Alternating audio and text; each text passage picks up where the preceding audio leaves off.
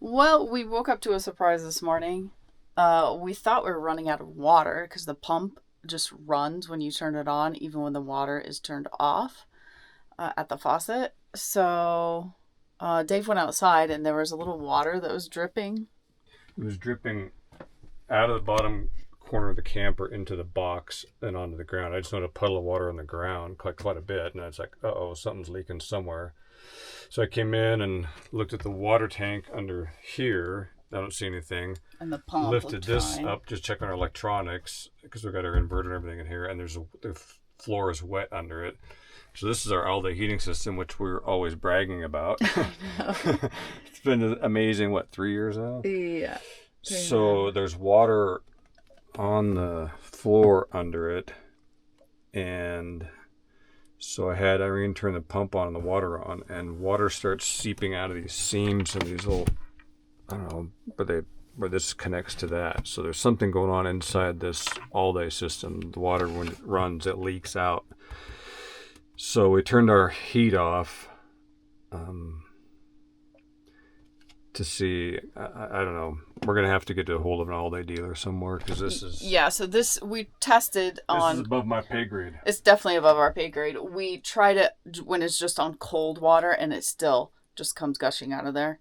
So we're just gonna leave our water off completely, not use it. Just go buy bottles of water and use that for our needs, and until we can get. I'll do some research this morning maybe. And see, right now we're still at Craters of the Moon National Monument, and I guess the next big city, or we're headed to Boise. So I don't know. I'm just gonna have to see if there's an ALDE, someone who can officially work on that, because that's I have no definitely idea how this whole system works at all. Luckily, we don't have a lot of water in our tank, so there's. Obviously, when we use hot or cold water, the system runs through here. Yeah. So I'm wondering when this is, because we had the heat on and this is all hot. Yeah. That's normal. I'm wondering when it's cold if that happens, or if we can actually unplug it. What happens if we can still use water? But I don't know. It's very strange. I'm gonna check our ALDE fluid. It was good. What, 3-4 days ago? Yeah, we just checked it, and I've done the air bubble like 6 days ago probably, because I do that frequently with the elevation. We discovered this in the middle of breakfast happening. So. ALDE fluid's still full. ALDE's still full. Okay, yeah, it's not a fluid problem. There's just a leak inside that somewhere. It's you know funny, what? We'll figure it out. I was just thinking it's been a while since anything bad has happened, and I was just thinking that like 2 days ago. I was like, man, this camper's really been unproblematic overall. We jinxed ourselves. We both thought it, and now here we are. Well, yeah, I don't know what we can do, what we can use, what we can't use. I think just leave it all off. I mean, that's no heat and no water, right? Until we get it fixed, which could be the whole trip. It could be a couple months before we can get in somewhere. We'll make it work. Oh, I know. Yeah. I'm just saying the reality is. Luckily, we're going into summer and we're not going to need heat. We've needed heat here because it's cold. But we're not. I don't expect we'll be in freezing temps again. No, I'm not worried about the heat. No, I don't need the heat. Kind of like water. Water's handy. Water is nice, but it'll just be another part of our adventure. Yeah, you just fill some jugs in here. We can still use the black and gray. Yeah, we can use the black and gray. You're going to have to help me wash my hair. And. Oh, good. Yay. I love that. Actually, I don't mind that. Yeah, it is. So this is just what's happening right now, you guys. We'll come back to this and update as we get more information on where we might be able to get this serviced and looked at. And yeah, first they have to diagnose. Anyone out there, an ALDE expert? ALDE. Hal? Okay. All right. We have an update and we have water. Sometimes. So, to bring you up to speed. It's been how many days since that video? Since the last footage you just saw? It's been probably 5 days since that. So we've been running off of bottled water. We bought some gallon jugs. Yeah, we've got this We stopped happening. if you haven't been to one, we've been stopping at these Sierra stores, like an outdoor store, but they're like really good deals on some really good name brand stuff. And we picked up that 16-liter. Let me grab that real quick. 16-liter water jug, and it's now a faucet. Yep. And then we happen to flush the toilet with water, but it's been doable. Yeah. But it's not been ideal, but we've been doing that for 4 or 5 days. And Irene finally made some phone calls and got some information because we just didn't want to. We had suspicions of what we could do and couldn't do, but without being 100% sure, we wanted to find out. So she made some phone calls. Well, I originally reached out to nuCamp right away. It took a while to hear from them. I found out right away it wasn't under warranty, which I suspected because we've had this camper 3.5 years. So then I had to submit my basically inquiry to the help center, and I waited to hear back from them.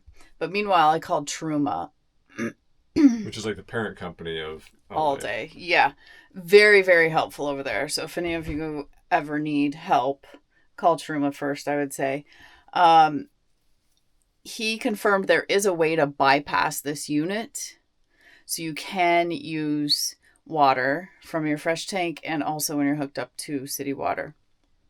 Just for like an update, this system is our heat. It's an enclosed glycol system. It's an amazing system because it's a glycol system runs around and all around the camper. There's vents here under the table, all around the bed, the headboard, everywhere. There's vents, and it's great heat. It's just this glycol system, but it also hot water runs into it. Heats, and so when you want hot water, you get it from the same system, and that was our issue, was the hot water. So, but that was leaking even on cold water.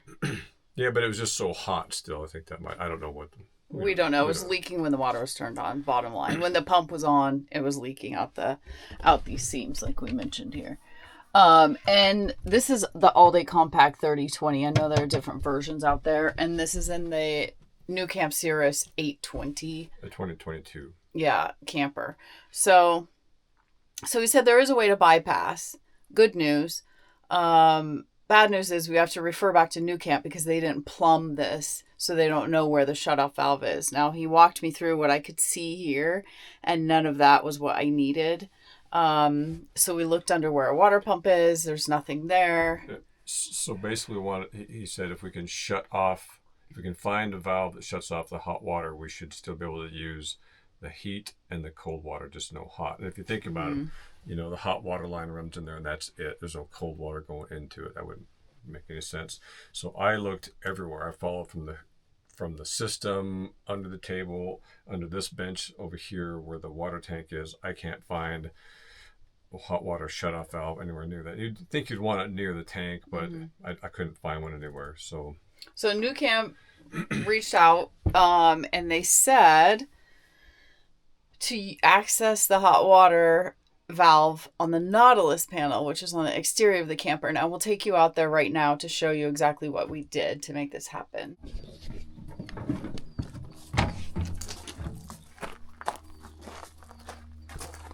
So here's the Nautilus system, and it kind of... So you have different diagrams of these valves for dry camping, filling up your water tank, running offset of water, and sanitizing. And what he explained was this is your hot and cold shutoff valves. So we, when we're hooked up to city water, following this diagram, except... This one. When I hook up to city water, I follow this diagram, but instead of the hot water being on, we switched the hot water off permanently. And so with it like this, we've been running our cold water through the tank with no issues. But we also need to now turn this off, or not turn this off, but disconnect city water and go to dry camping, which is this version, and then disconnect the water. Okay, so now we are set for dry camping, right? So we go back in here. This is where we're having a bit of an issue still. We turn the pump on, turn the water on. We do get water, cold water out of the faucet. But the pump never pressurizes. And we've run every faucet in here. It's not an actual issue with those particular lines. It's still just drawing air from something. So we can turn the pump on. You can hear the water pump running. Yep. You get plenty of And we pressure. can run water. This is not leaking. But when I turn the water off, so The pump still runs. So what I guess we could do, before we get into what that issue is, we can still be unplugged and still just have to turn it on, use water, and just turn the pump off, when the water's not running. But what I'm trying to figure out is, why does that happen? And I'm not a plumber. I'm not anything. We don't know, basically. But for me, it makes sense that there's some hot water lines that are empty, and there's no pressure in them, so it doesn't. I don't know. All I know is we can't get it. I have my suspicions, but I don't really know.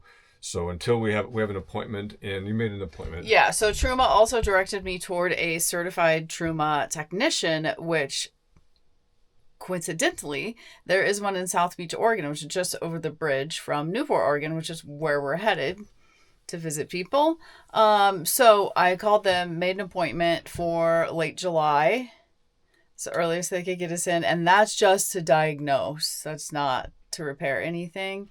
I will say Truma also was pretty optimistic, since our glycol levels are still great, so that side of the system still should be functioning. And he's pretty optimistic that it was just a broken valve in there or a seal or something, that it could be an easy fix. In the hot water system part. Yeah. So he said that we should be able to run the heat as long as the water is off, and you definitely do not want to turn this valve to hot and open it while the heater's running. Right. So we have not tested the heater yet. We're going to do that now, live on YouTube. I'm scared. So, I'm not. Okay. So if we do have some cold nights, we can set the thermostat, run the heat. But because for years you use this thing, and we have water bottles, but I still catch myself coming over and just not thinking, using the faucet, and switching this. So I don't want to. So I'll probably, tie this shut or something while the heat's running, so we don't accidentally bump it and run any. But water shouldn't go into it. But he said just even the pressure you wouldn't want. So anyway, we're just gonna go with that. So we're gonna right now. Water's off, pumps off.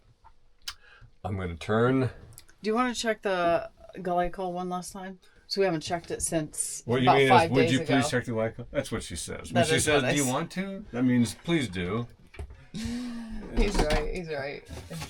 Okay. We haven't checked since the original day. I know. So. Okay, glycol's good. He got in there and he could see, and it was good. So now let's turn the control panel on. Okay, so we're gonna switch it to. Oh, isn't that for the water? Oh no. No. Okay. This is 1 kilowatt. We'll just go to 1 kilowatt. Okay, I heard it click on. I'm scared about this. It's because you don't understand it. All right. Right. But you don't have to understand it. Okay. As long as you understand it. Well, I have a good idea, and the fact that the Truma guy said we should be able to run the hot water, and the nuCamp guy. No, the heat. The Truma and the nuCamp said we should be able to run the heat with the hot water turned off. Yeah. So that's what we're doing. Mm-hmm. It sounds normal. So now you just have to wait till... Yeah, it's usually 20 minutes or so. Before we start feeling it come out of there. Yeah. But this is already getting warm, I think. Okay, we'll pause for a second. We'll bring you back when we've got heat going or a catastrophe. I'll let you know either way. Good news. We have heat. We have heat coming out our vents. The system's hot. Nothing's weird. It sounds normal. And we've tested it both on electric and propane. That's one of the cool things about this system is, you can run it on a high or low electrical power when you're plugged in. And gas. Gas is much more efficient and quicker and hotter, but we ran it both. And it's running on gas right now, and it's looks normal, sounds normal. Nothing Everything's leaking. great. The glycol's remaining the same during Heat this coming up. test. So this is good news. Bottom line is right now where we stand, we can heat on electric, on propane. We can have water on city water, cold water. Normally. Yes, and we can use the pump dry camping, but just briefly while we're using it. I'll probably. Or I'm going to still use the bottled water until we sort that out. This is a long holiday weekend right now, so I'm going to try and reach out to nuCamp again and see if there's a way they can kind of troubleshoot that from their end. Yeah, it just seems odd that the shutoff valve is so far away from the system, so there's got to be some air in the lines. Yeah, and there's a mixing valve here that's happening off the ALDE, so we don't know. Air's still not... Yeah. The system isn't sealed, but we could still use it, so... It seems to me if I could have a valve that shut off any water as near as I can to the system, that would eliminate any air in the lines. And it would just be as if there wasn't a hot water system. And so if you had a sealed cold water system, you would have pump pressure, and that would be good. Mm-hmm. But I don't think it's causing any issues. Nothing leaks when we run the pump. It's probably not the best on the pump to have to do that. We do carry a spare pump with us, so that's we do, yeah. That's something we can deal with. But yeah, for me, I can still use bottled water. We get to campgrounds, you can fill it up.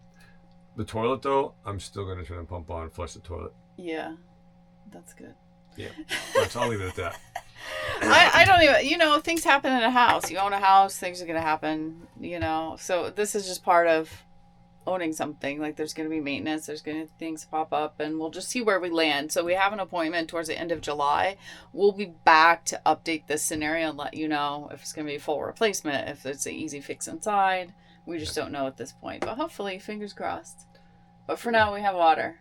Yeah, and it's been a while since we've had an issue. Things are going to happen. Things are going to happen. And and they do. Not that often for us, luckily. Yeah. But when they do, you got to roll with it. Yeah, it's totally fine. So I'm know happy what's with going to where happen. we're at. If you know something's going to happen when it does, like, you can be like, oh my gosh. Yeah.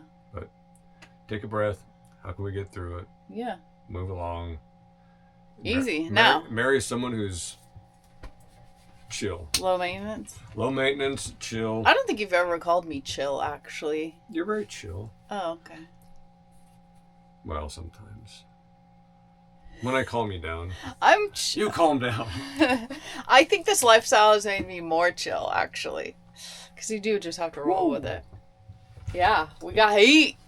All right, we will update you down the road, and now back to our regular scheduled program. Carry on. Carry on.